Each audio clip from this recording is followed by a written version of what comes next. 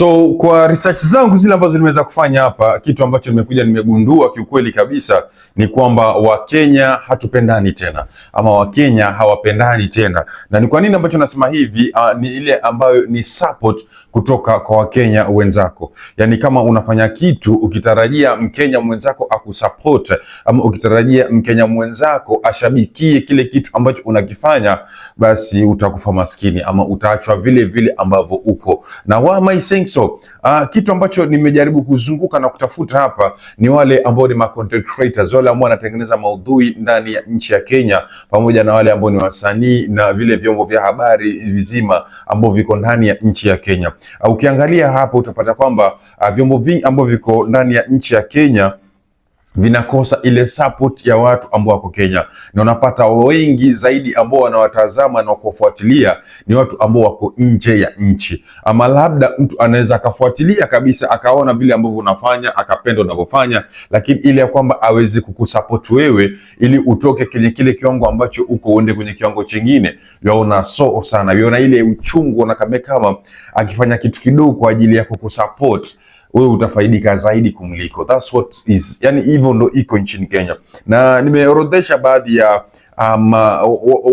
wale ambao wanatengeneza maudhui na vyombo vya habari pamoja na wasanii, that is content creators. Before nimewataja watengenezaji maudhui hapo, nimejaribu kuangalia zile numbers ambazo wanachezea kwenye YouTube channels ambazo ndio zinawasaidia hao wenyewe, na nikaona kwamba hapa nitakusomea kuanzia mwanzo mpaka mwisho, alafu nije nikuambie kwa nini nakwambia hivi. So utaona kwenye kile chombo cha habari ambacho kinaitwa Citizen TV ndicho ambacho kinaongoza nchini Kenya, ambacho kiko na milioni 4.5 4.5 million subscribers, kikifuatiliwa na chombo cha habari chingine ambacho kinaitwa NTV vile vile ambacho kiko na 2.36 million subscribers.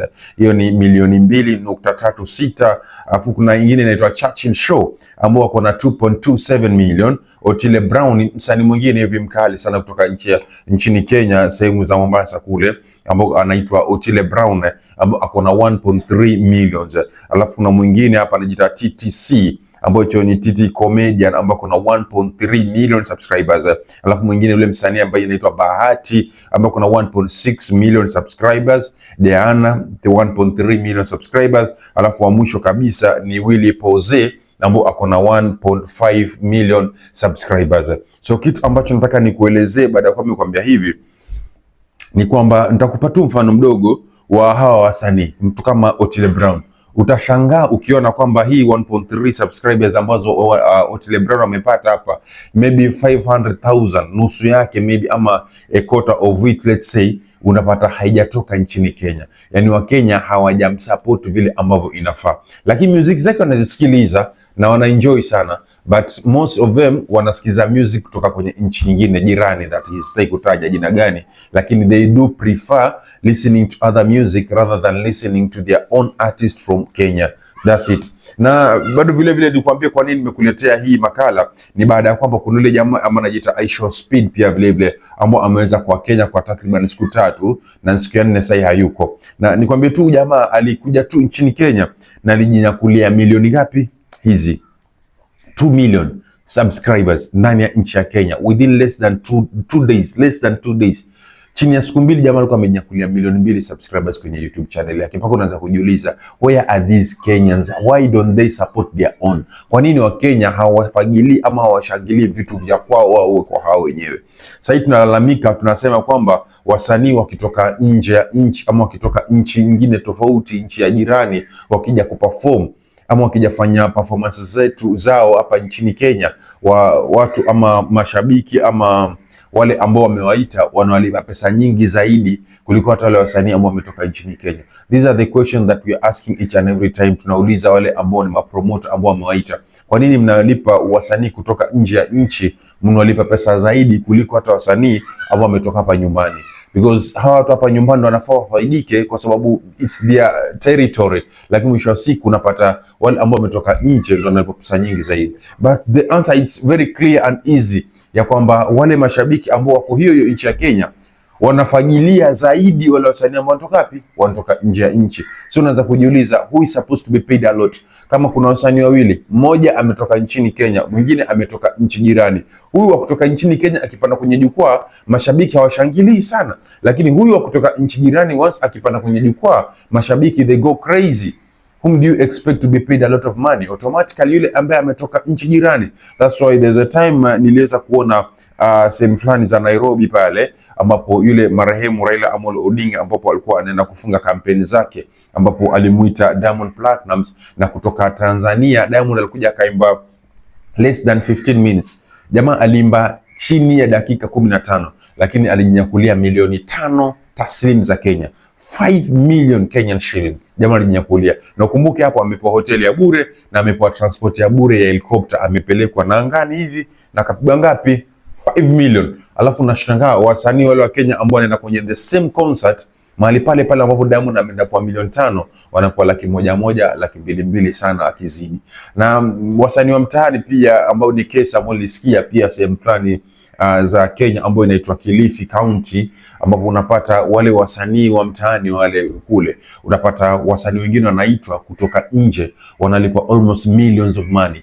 Just the other day ambayo ilikuwa ni New Year, New Year, date 1. Yes, date 1, 2026, waliita msanii fulani kutoka Bongo ambaye anaitwa Lava Lava. Alikuja akajinyakulia the guy got 2 million Kenyan shilling.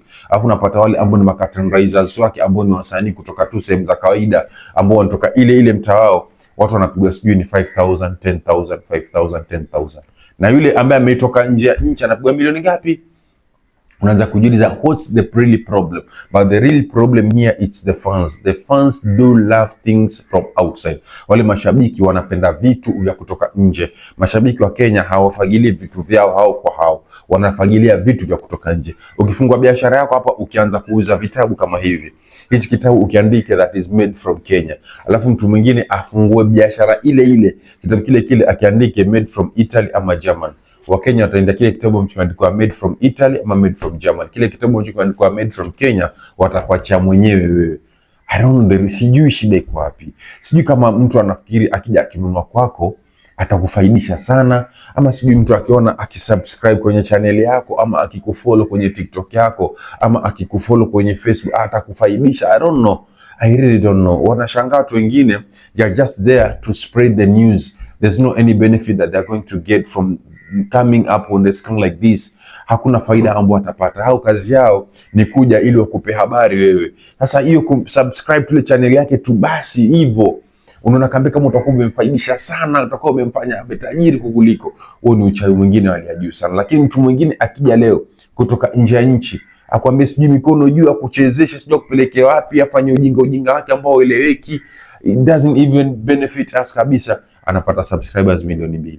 Mwingine yuko pale anaomba subscribe. That's why kuna jamaa fulani ambaye anatoka nchi ya Tanzania. I'm sorry to mention this guy. Sijajua the exact name of this guy, but jamaa, the guy has been begging. The guy has been really begging to get followers. Jamaa amekuwa akilalamika akiomba followers hata kutoka nchi Kenya. Kwa nini? Kwa sababu anajua Kenya ni wale, samahani ashakumsima tusi, anajua kuna ule Kenya kuna baadhi ya watu ambao wana ule upumbavu wa kushabikia watu kutoka nje ya nchi. So the guy was begging like, Kenyans, please, I know you guys, you are good in supporting others. Please, I beg you guys to follow me, to support me. Jamaa mpaka kizungu chake anakivunja ili mradi make sure kwamba Wakenya wamemsikiliza ili wamsupport. Yes, people from Kenya, thank you for supporting. Thank you for supporting. But I really want more support from you. Because the all countries in Africa who know English well is Kenya. My content now, I use English. So it makes it difficult for Tanzania people to understand well what I'm talking about football analysis by using English. The only countries who understand well Kenya. So I need support from you, Kenya. I need followers. I need followers. Please follow. So this is what really happens, and a lot of people from outside the Kenya, they do benefit themselves from Kenyans funds rather than the Kenyans funds to support their own.